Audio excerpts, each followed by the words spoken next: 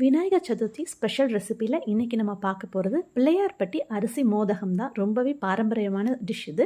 எப்படி பண்ணலான்றது பார்த்துடலாம்.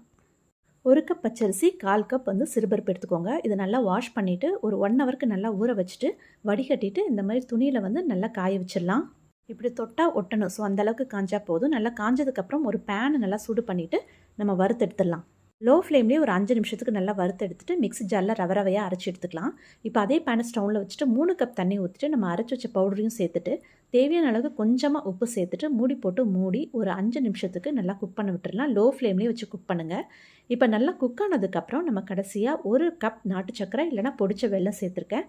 அதையும் சேர்த்துட்டு நல்லா மிக்ஸ் பண்ணிவிட்டு ஆறட்டும். ஆற வச்சுருங்க. ஆறுனதுக்கப்புறம் நம்ம ஒரு 2 டேபிள் ஸ்பூன் நெய்யும் ஏலக்காய் தூளும் போட்டுட்டு தேங்காய் திருவல் போட்டுட்டு எல்லாத்தையுமே நல்லா மிக்ஸ் பண்ணிவிட்டு இந்த மாதிரி அச்சில் நம்ம ரெடி பண்ணி எடுத்துடலாம். ஆவியில் கிட்டத்தட்ட 5லேருந்து 7